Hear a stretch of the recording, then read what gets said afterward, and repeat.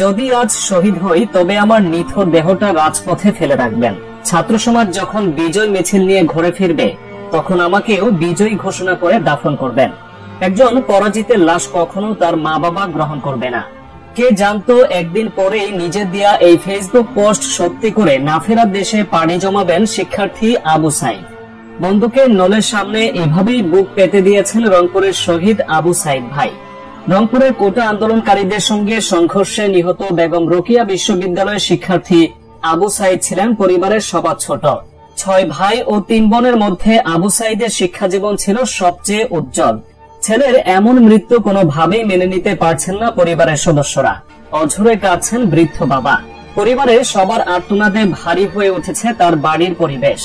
তার এক ভাই উচ্চ মাধ্যমিক পাশ করেছেন, অন্যরা পড়েছেন প্রাথমিক ও মাধ্যমিক পর্যন্ত। তাই পুরো পরিবারের স্বপ্ন ছিল আবু সাইদকে ঘিরে। আজ আদরের ছোট ভাইকে হারিয়ে হতভম্ব বড় ভাই রমজান। শীতল কণ্ঠে তিনি বলেন, আমার বাবা মকবুল হোসেন শারীরিক অসুস্থতায় শয্যাশায়ী। 6 ভাই ও 3 বোনের মধ্যে আবু সাইদ ছিল সবচেয়ে মেধাবী। তাই পরিবারের সবার উপার্জন দিয়ে তাকে এতদূর পর্যন্ত পড়ালেখা চালিয়ে নিয়ে এসেছে।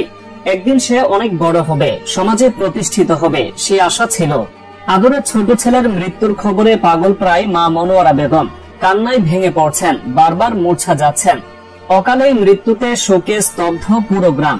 পীরগঞ্জ উপজেলার মনখালী ইউনিয়নের বাবনপুর গ্রামের ব্যবসায়ী আনোয়ার হোসেনকে বলেন, সাইদ ছিল ওই পরিবারের উজ্জ্বল নক্ষত্র। সব ভাই বোনের মধ্যে সেই উচ্চ শিক্ষার দিক প্রসারিত করছিল, কিন্তু শেষ সময়ে এসে ঝরে গেল সেই স্বপ্ন। আবু সাইদ যেমন মেধাবী ছিল, ঠিক তেমনি নম্র ও ভদ্র স্বভাবের ছিল। তার মৃত্যুতে আমরা গ্রামবাসী গভীর শোকাহত। প্রত্যক্ষদর্শী শিক্ষার্থীরা জানান, মঙ্গলবার দুপুরে শহরের খামার মোড় থেকে কোটা আন্দোলনকারীরা জড়ো হয়ে বিশ্ববিদ্যালয়ের 1 নং গেটে এসে অবস্থান নেয়। এ সময় তারা বিভিন্ন স্লোগান দিতে থাকে।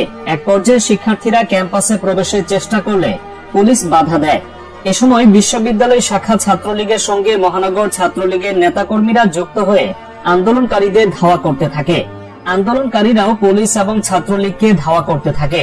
পরিস্থিতি নিয়ন্ত্রণে পুলিশ টিয়ারশেল ও রাবার বুলেট ছোড়ে। পরে আহত শতাধিক শিক্ষার্থীদের রংপুর মেডিকেল কলেজ হাসপাতালে নেওয়া হয়।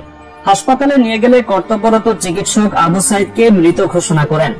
দুপুরে রংপুর মেডিকেল কলেজ হাসপাতাল থেকে বেরোবির বাংলা বিভাগের চেয়ারম্যান অধ্যাপক ডক্টর তহিন ওয়াদুকে বলেন, আবু সাইদ কোটা আন্দোলনে সক্রিয় ছিলেন। আন্দোলনে বেরোবি ক্যাম্পাসের সমন্বয়কদের একজন ছিলেন তিনি। তার শরীর গুলিবিদ্ধ এবং দেহে ছররা গুলির অসংখ্য চিহ্ন রয়েছে।